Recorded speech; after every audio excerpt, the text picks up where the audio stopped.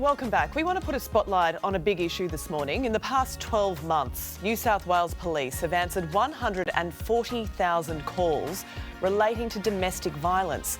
That's 400 calls a day. Just let that sink in for a second. Isn't that an incredible number?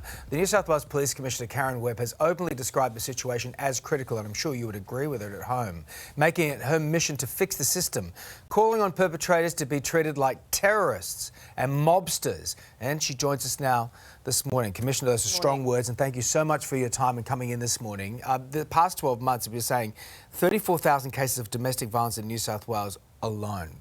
This increase is frightening. It's alarming. How do you feel hearing that? It is. When you break that down, that's more than 90 incidents every day across this state. And almost 50% of homicides are domestic or family violence related.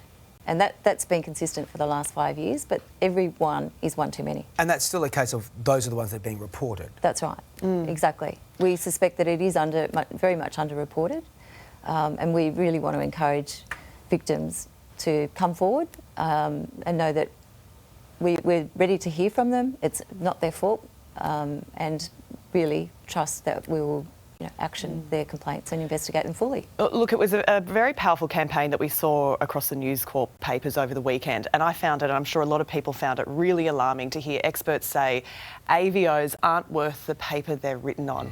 Do you agree with that, and how do we make them more effective? I think AVOs are effective for a cohort of people. What concerns us is that group of people that they're not effective for because they are high-end offenders, and they're the ones that we really need to target. They have nothing to fear from the AVO at this stage. Well, and frankly, they're really high risk because they've got motive and they really want to, get back at the victim. So not much is going to stop in their way. There'd be a lot of other women who'd be in a position, though, that feel like that it's not even just the high-risk versions of that. There are a lot of people out there say that this is just not helping at all, and you have to go reissue them. It's a complicated process for the victims. Well, yes, and police often will take out the AVO on behalf of the victim, get it before the court and become an enforceable order. And we've got officers right across this state. We knock on doors, make sure they're complying with their orders. We also knock on the victim's door to make sure that they're, feeling safe, etc. So there's over 92,000 AVOs in existence at any one time in New South Wales. That's a lot of door knocking. You've said something where you say you wanted the perpetrators to be treated like terrorists. That's really, high intensity word. It is. What do you mean by that? Well, these people become fixated on the victim, and will really, not stop at anything and to get back at the victim, etc. So they've got motive, they're fixated, and that's all they can see. So we really need to target those people as well as all the others, but they're certainly high risk for us. So you've raised the idea of increasing jail sentences from maximum 2 years for breaching an AVO to 5 years as an example of how to beef this up. Is the New South Wales government open to that legislation? Yeah, certainly, and we've been in discussion with our minister and other services and other departments about that. So we're talking about that at the moment, and we hope that this is an opportunity to really fix this as a systemic problem. It's not just a policing problem, it's actually a whole community problem, and we all need to work together on this. Well, it is, and it goes to the courts, where they're overwhelmed with these cases. And, you look at the case of Tatiana Dokataru, her former partner, who isn't facing charges related to her death, but dozens of charges relating to escalating domestic violence against her at this stage.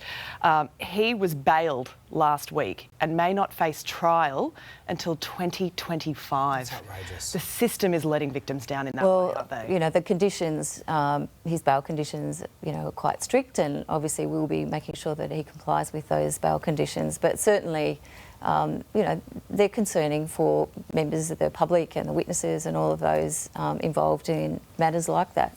But it's the message that puts out to other victims out there. So if someone like that's just going to walk out on bail charges, then, what hope do I have with my case? Well, trust the system will work, trust that the police will investigate the matter and make sure that these offenders are complying with their bail conditions, etc. Are the courts keeping up with what you're trying to do?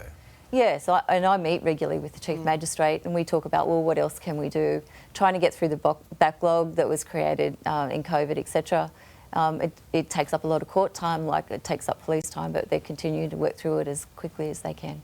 You say it's a whole of community response here, and it is. How can we be better neighbours, be better allies, be more aware of the signs and the red flags of domestic violence in our neighbourhoods, because it is in every neighbourhood? That's right. It doesn't discriminate. So it doesn't matter where you live, whether you live in a metropolitan city or in a small country town. So friends and neighbours, relatives can just notice those nuances and those changes in a victim, where they start to withdraw, they find it difficult to get out of the house, to socialise, don't have access to money, all those sorts of things that might be controlling that person's behaviour. Any change should be a concern, and talk to that person, talk to the victim about coming forward. If they don't want to yet talk to police, then there are other domestic violence services available that they can reach out to. And it doesn't matter whether it happened yesterday, a year ago or 5 years ago, that we will investigate it. So if they're not ready to come forward now, but they do need the support of counsellors and others. Well, and I know New South Wales Police are investing a lot in training police, not just, straight up domestic violence, coercive control, all of it. So call the police, 1800-RESPECT. There are so many avenues out there for support if you need it anywhere in the community. While we've got you, we'd love to ask you also about the officer charged over the tasering death of Claire Nowland. I know there's a lot that can't be said because it is before the courts. But the judge said a lot last week. The judge said a lot. And in your opinion, would it have been the right thing to do for him to turn up to court last week? I mean, that's a matter for the DPP, so I can't really comment. Unfortunately, that is before the court, and we just have to watch that play out. Okay. Also at the moment on escalating gangland violence, we're seeing an increase in shootings across Sydney at the moment. The fear, I suppose, always in the community is that innocent people will get caught up in this, in the crossfire. Do you feel confident that you have this under control at the moment in Sydney? Yes, we do, and I can appreciate the community's concern and fear. We've got detectives working around the clock on the matters under investigation. I've got officers in commands and proactive units deploying day and night, knocking on doors, making sure that people are complying with their conditions, etc., to keep this under control. And really, if people know something's going on, we ask that they call Crime Stoppers.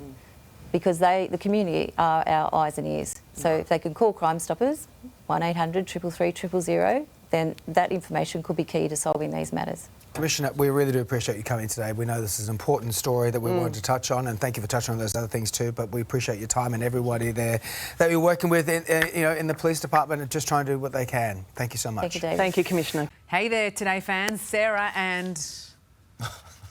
What's my name again? Oh my goodness, Carl. Hey, thanks for watching our YouTube channel, though. Subscribe now for more news, special reports, and amazing Aussie stories. And Carl misbehaving, Whoa, of course. that never happens. Always happens. What's she talking about?